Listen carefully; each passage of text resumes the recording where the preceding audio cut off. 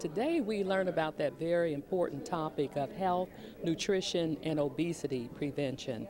And our topic is presented by Dr. Melinda Southern at the LSU Health Science Center, who has done research in this area for over 20 years. She's not only going to share the research, but also very practical take-home tools for the community to use, whether it's at home or at school or where they work. The message is that everyone, parents, community, schools, policymakers, need to work together to make, starting off small changes that turn into big results to try to fight this epidemic of childhood obesity. They all need to work together, and I have some solutions based on scientific literature that are very promising, and I'm hoping everybody walks out of the room today charged and ready to work together to help save the health of our children in Louisiana. And can you tell me a little bit about these solutions? Well, you know, there's been a trend toward some of the solutions, but not enough emphasis to make them sort of statewide. One of the solutions that people are proposing is an increase in fruits and vegetables, which has been shown to prevent many chronic diseases and is associated with a lower weight in children. We're not saying that fruits and vegetables intake causes a healthy weight, or that if you don't eat fruits and vegetables you're going to become overweight. We don't know that, but we just know that in communities where the children have access to fruits and vegetables, in homes where fruits and vegetables are served, and in schools where fruits and vegetables are served, that children are less likely to become overweight. So one of the things that they're doing statewide pretty well, we're kind of leading the pack here in Louisiana with this, is they're starting community and school gardening. And this teaches the children, you know, to appreciate fruits and vegetables. It teaches them how to form and how to prepare healthy foods. And there are actually a couple of studies that show that these gardens do result in a reduction in weight in the children, so they're very promising. The other is that we need more green space. We need more parks and playgrounds. We need safe biking lanes where families can bike. We need sidewalks.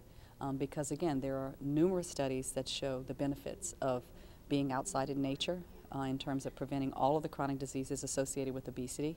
And then again, a few studies showing that children playing outdoors are less likely to develop obesity, that they play harder and longer, they exercise harder, and they burn more calories if they're outdoors than if they're indoors. And it even prevents things like ADHD, a big concern, and it actually improves grades and standardized test scores.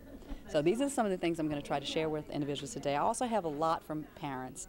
You know, it's not the fault of parents if their children are overweight, and you know, genetics come into play, you know, environmental factors, things that they can't help.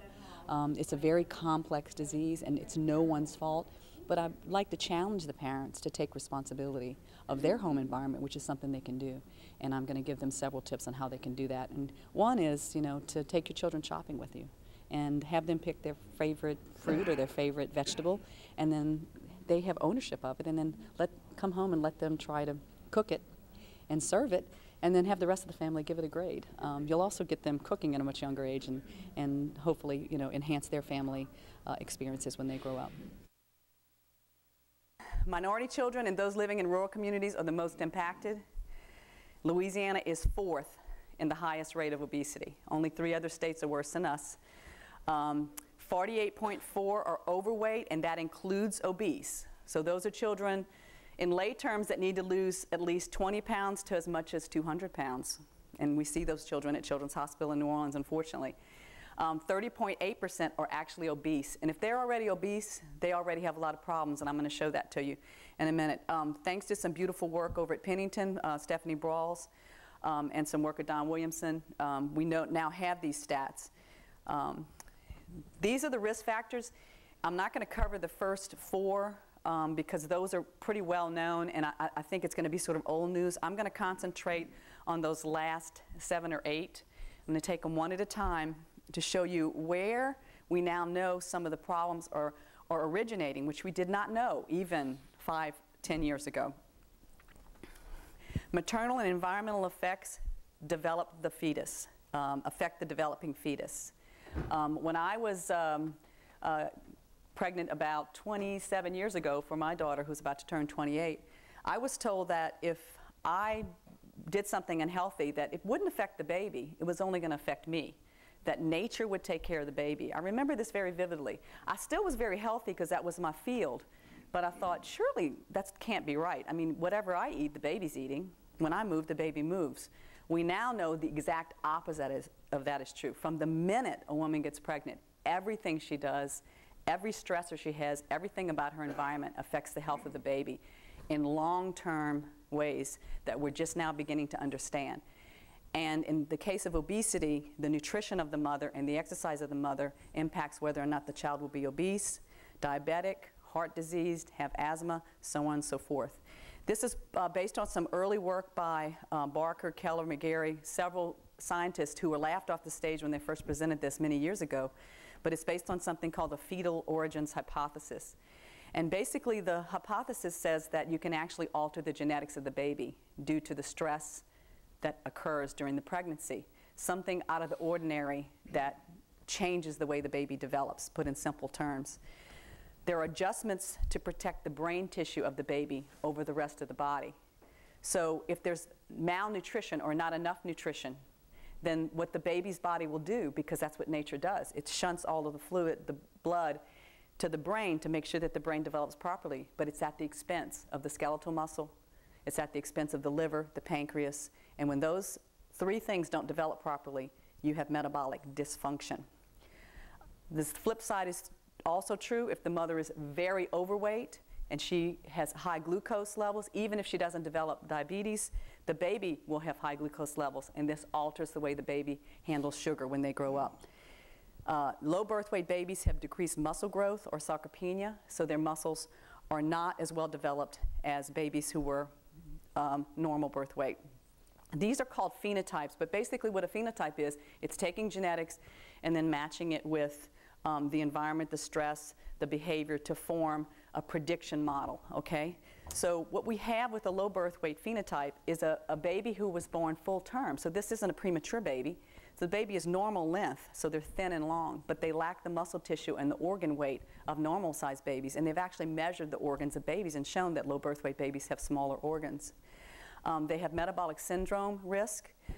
They usually develop insulin resistance during childhood. They have this adaptation to undernutrition through endocrine and metabolic changes.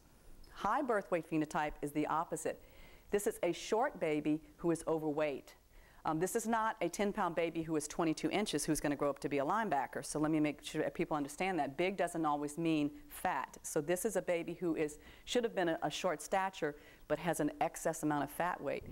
They are usually insulin deficient because insulin doesn't cross the barrier and help them out if they have high glucose levels. They have a high rate of non-insulin dependent diabetes and an imbalance of the supply of glucose and other nutrients to the fetus. So the flip side is also true. So a healthy weight means somewhere between not gaining enough weight, gaining too much weight, or being a healthy weight even before you become pregnant.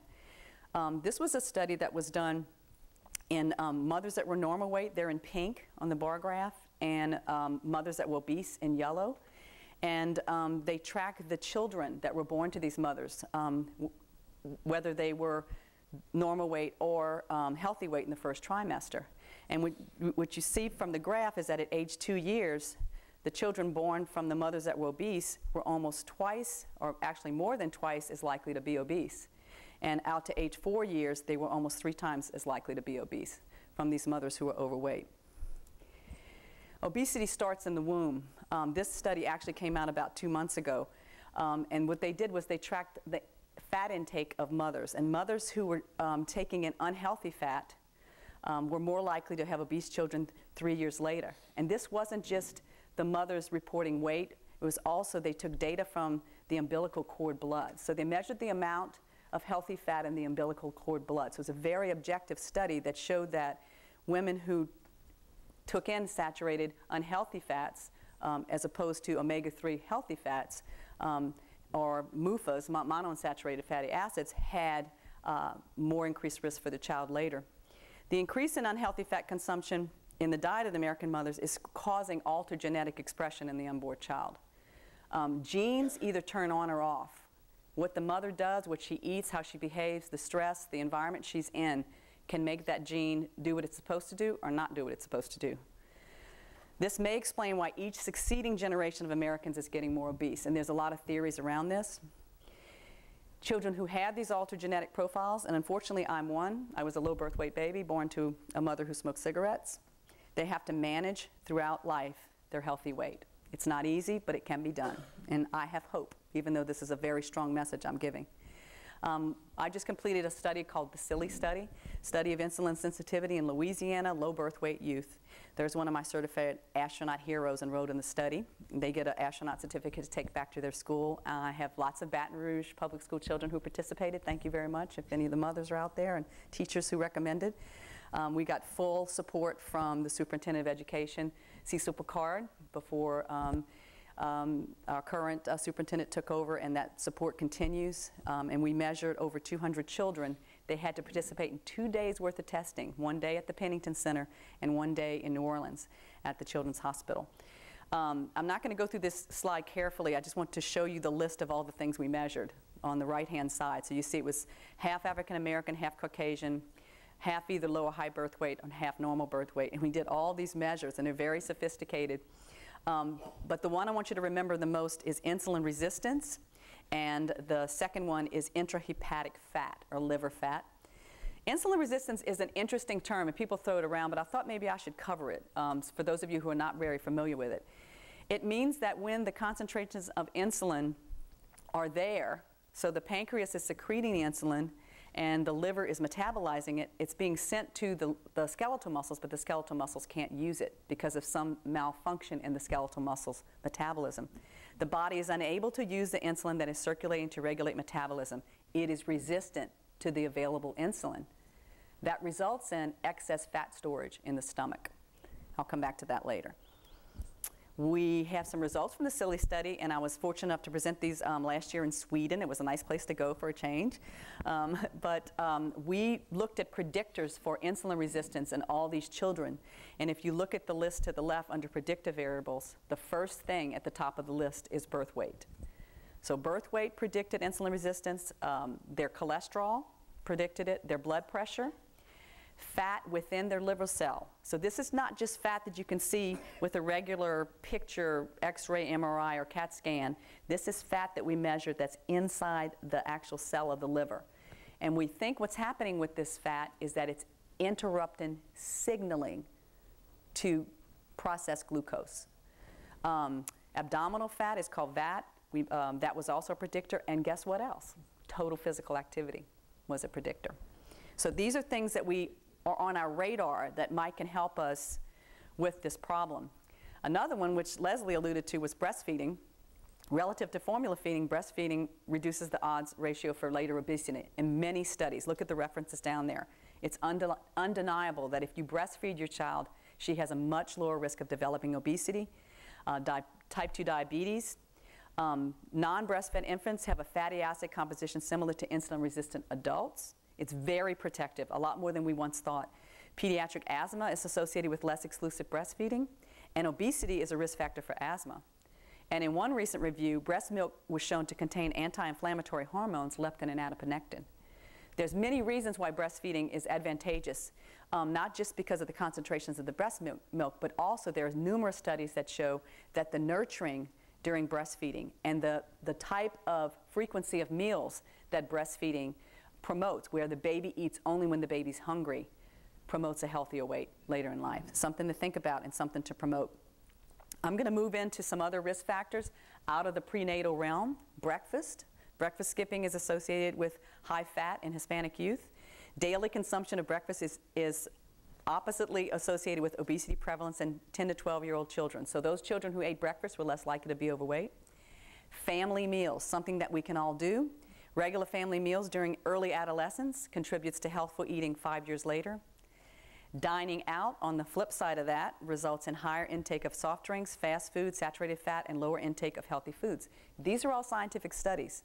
These were all well-designed studies that were published in peer-reviewed journals. These are things we now know, and it's why we stress so hard things like get the fast food and restaurants and the convenience stores away from the children, okay? Studies show that fast food restaurants within a half mile of the school are more likely to make children overweight than those schools who don't have access to fast food restaurants. Something to think about.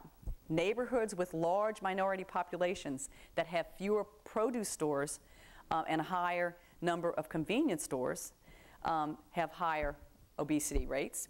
Snack foods often in convenience stores are high in fat, sodium, sugar, and consumption is associated with obesity. Family routines. I'm going to talk a little bit about TV. Children who limit their TV watching to less than 2 hours a day, these is 4-year-olds, are 40% less likely to be obese. If they dine as a family at least 6 nights a week, this means that they're not eating on the run, right? This means that they're not eating in front of the TV or in front of the computer. So dining as a family means sitting at the table. 40% less likely to be obese. Children who sleep at least 10 and a half hours on weekdays. Again, these are 4-year-olds. The same holds true for older children with regard to sleep. There are other benefits, including, and I know this will introduce all the educators and the parents of children now in school, it improves cognitive and language development and improves social skills. Sleep is something that is very beneficial. Eating as a family, I can't stress enough, and less time in front of the television.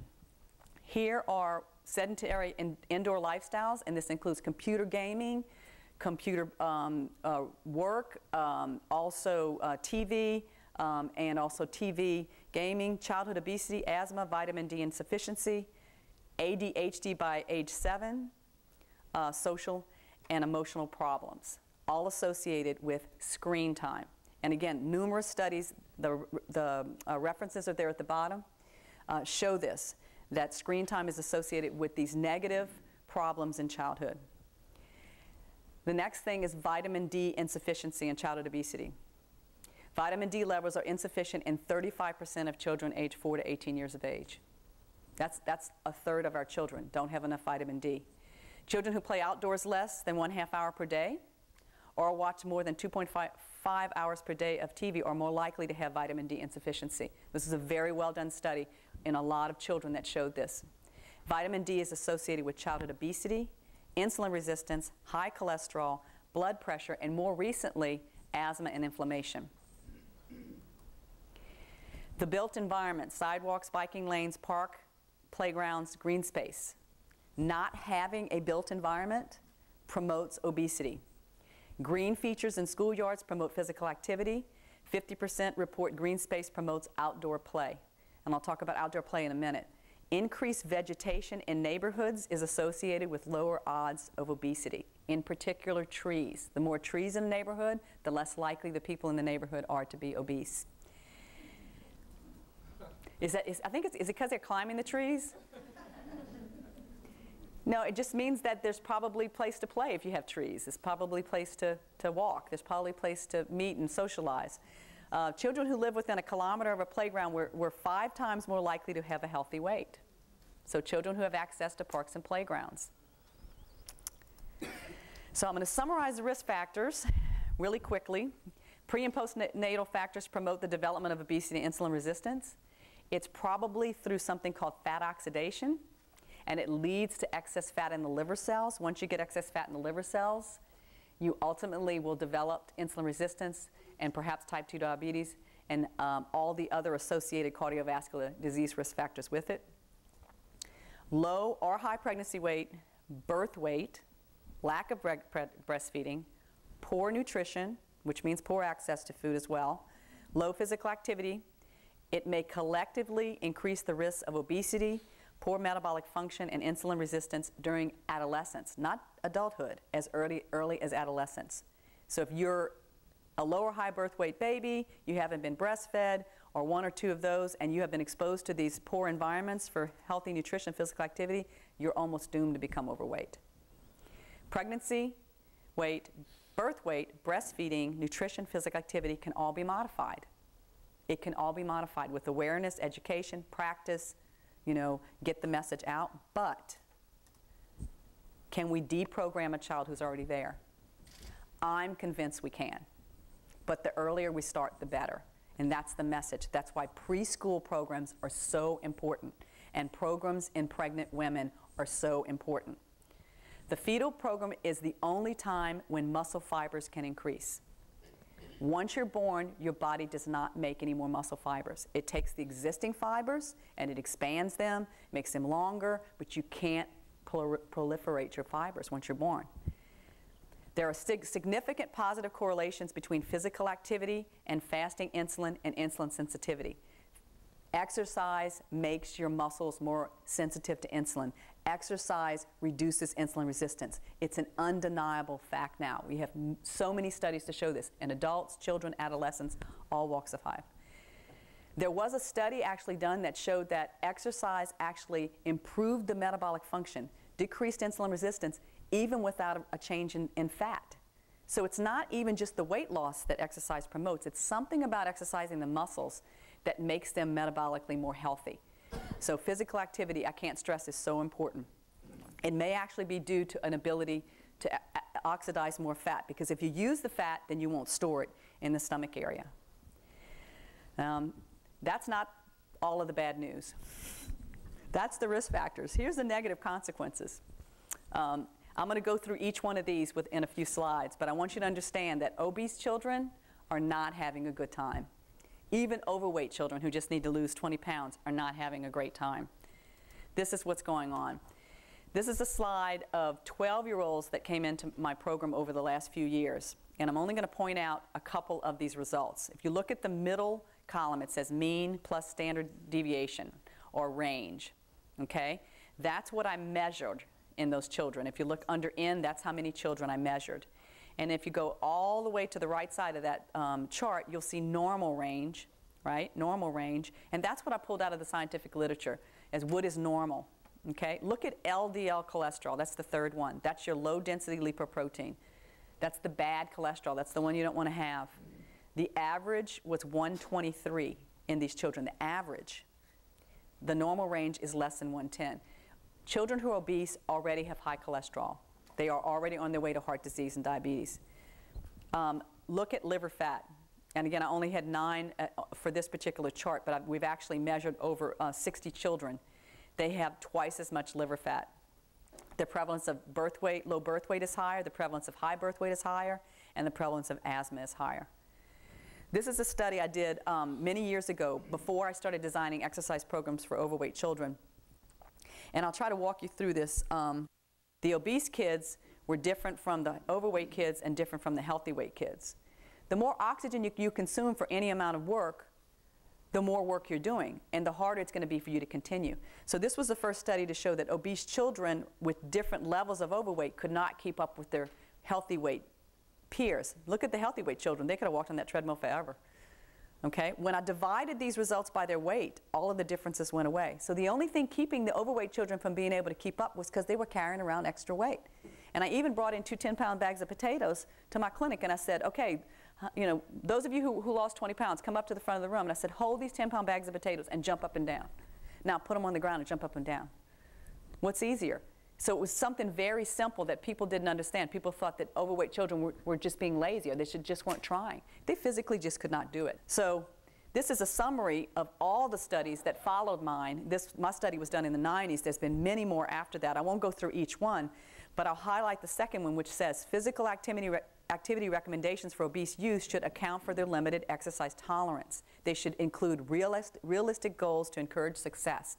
One of the reasons why we can't motivate children to be active today is because 40% of them, at least in Louisiana, are overweight. It's very hard when you try to exercise them like healthy weight children. This is some more results of the SILLY study. This was just published last week in the journal Obesity, and this just shows that obese children compared to healthy weight children, so the non-obese children are in the white bar, okay, right here. The obese children are in the blue bar, and this is their insulin sensitivity, or how well can their muscles use insulin. Well, the obese children can't use insulin nearly as much as the healthy weight children, 2.43 compared to 1.77. That's very significant. Worse than that, this is skeletal muscle fat inside the skeletal muscle. It's called IMCL. So this is fat inside the skeletal muscle cell. The obese children had 0.46 compared to 0.68. The liver fat was the same. Liver fat was almost 3 times as high in 7-year-old children who were healthy with no disease states. They were already so metabolically compromised that unless we do something very drastic with them, they're headed straight for type 2 diabetes. Here's one of my study participants. Look, she's smiling. She's so sweet. Obese youth also have a biomechanical advantage. This has been done shown in several studies, but in particular they measured how fast overweight children could get out of a chair. And these were 43 8-year-olds, and they weighed about 40 kilograms, which is about 102 pounds or so, and it actually took them twice as long to get out of a chair as healthy weight children. The scientists who did this study said they also had flatter feet, collapsed arches. They were just more uncomfortable all the time. So they have a biomechanical advantage as well. They also have an advantage because they're teased miserably. Even in preschool children who only need to lose 5 or 10 pounds, the reports are that they're teased miserably. Even today, when there's more overweight children than ever, they're still teased miserably. And this was a study that showed that obese children are emotionally different from healthy weight children, but are the same as terminal cancer patients. If you look at their physical health score, right, the obese versus the healthy, physical health score, they were 5 times more likely to have a low physical health score than the healthy children. They were the same, 1.0, as the cancer, terminally ill children. Social functioning, 5 more times likely to have low social functioning, and very similar to the cancer. School functioning, very important. Obese children are 4 times more likely to have poor school functioning than healthy weight children, but the same as if they were terminally ill with cancer. They have some severe emotional issues. It's very sad, and my heart goes out to them when I work with them on a day-to-day basis.